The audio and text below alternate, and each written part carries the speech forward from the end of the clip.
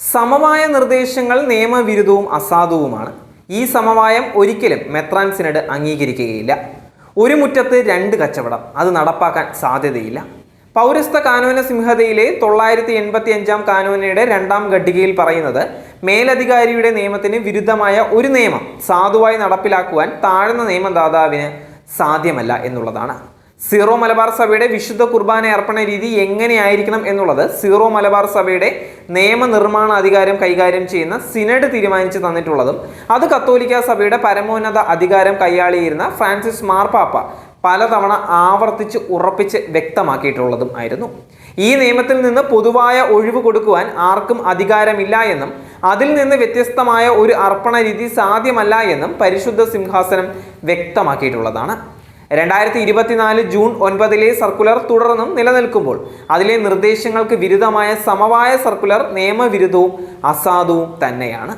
അതുകൊണ്ട് തന്നെ ആ സർക്കുലർ ഇറക്കിയവർ തന്നെ അത് പിൻവലിക്കേണ്ടത് തന്നെയാണ്. ഈ സമവായം ഉട്ട്യോപ്പൻ സമവായമാണ്. ഇത് സഭയോടൊപ്പം നിൽക്കുന്ന യഥാർത്ഥ വിശ്വാസികൾക്ക് അംഗീകരിക്കാൻ പറ്റുന്ന ഒരു കാര്യമല്ല.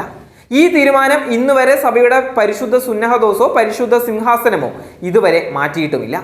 തീരുമാനത്തോടെ എതിർപ്പുള്ളവർ ഇടയിൽ ആദ്യഘട്ടത്തിൽ ഏത് രീതിയിലാണ് നടപ്പാക്കലാക്കേണ്ടതെന്നും പരിശുദ്ധ സിംഹാസനം കൃത്യമായി പറഞ്ഞു തന്നിട്ടുണ്ട്.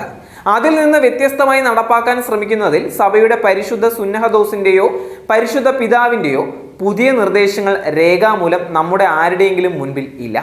അതിനാൽ തന്നെ ഇപ്പോൾ എറണാകുളം അങ്കമാലി അതിരൂപതയുടെ മെത്രാപ്പൊലീത്ത കൂടിയായ മേജർ ആർച്ച് ബിഷപ്പ് അദ്ദേഹത്തിന്റെ വികാരിയായി എറണാകുളം അങ്കമാലി അതിരൂപതയിൽ നിയമിച്ചിരിക്കുന്ന എപ്പിസ്കോപ്പൽ വികാരി ജനറൽ മാർ പാംപ്ലാനി ഇറക്കിയിട്ടുള്ള നിർദ്ദേശങ്ങൾ വിശ്വാസികൾക്ക് ബാധകമാകുന്ന ഒരു കാര്യമല്ല.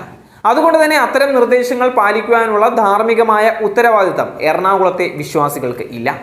സഭയുടെ പരിശുദ്ധ സുന്നഹദോസ് തീരുമാനിച്ചതും പരിശുദ്ധ പിതാവ് അംഗീകരിച്ചതുമായ വിശുദ്ധ കുർബാനയുടെ ഏകീകൃത രീതി എറണാകുളം അങ്കമാലി അതിരൂപതയിൽ പൂർണ്ണമായും നടപ്പാക്കുക എന്നതിൽ കവിഞ്ഞ് മറ്റ് ഒരു നിർദ്ദേശവും വിശ്വാസികൾ സ്വീകരിക്കേണ്ടതില്ല.